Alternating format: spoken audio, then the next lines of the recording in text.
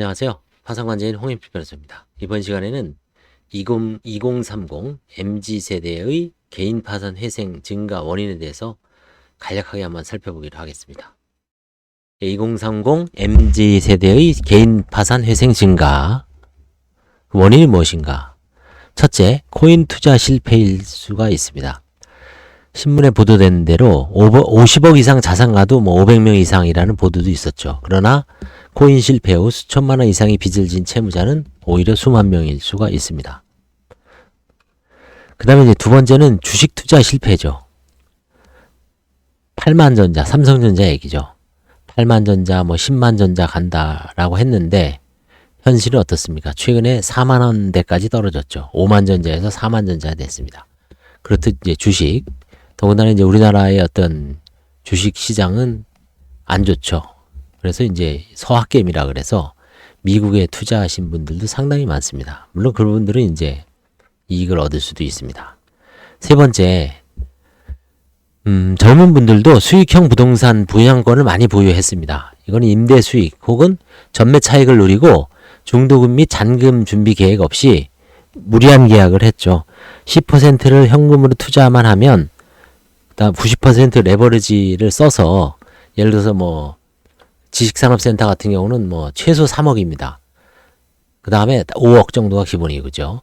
그 한 채만 하는 게 아니라 두세 채를 합니다.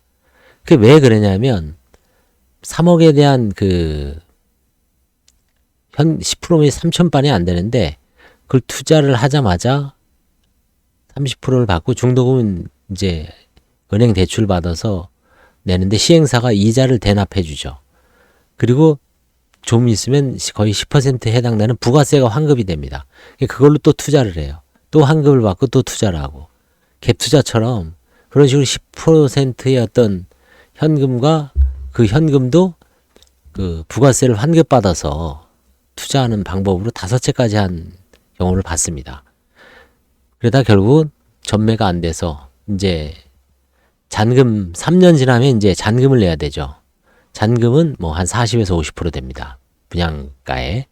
그러면 결국은 파산에 이를 수밖에 없는 상황이 도래했습니다.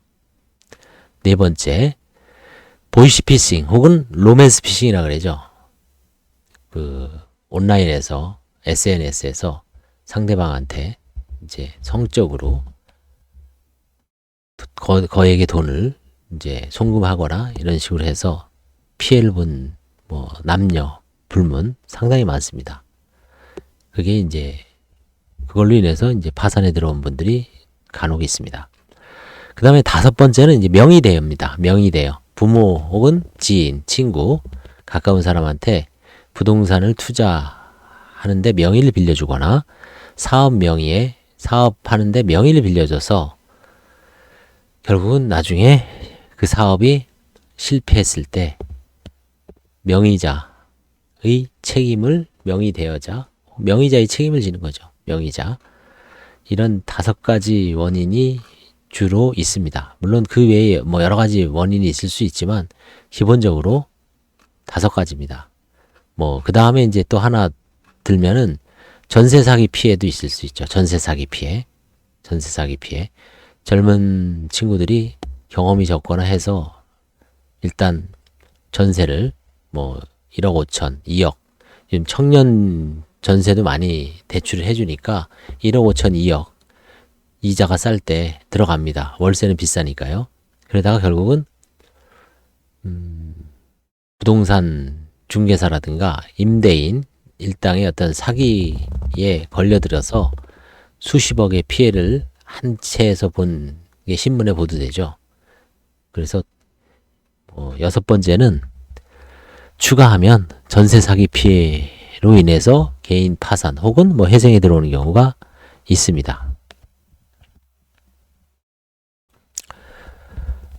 좋아요, 구독, 알림 설정 부탁드리겠습니다. 감사합니다.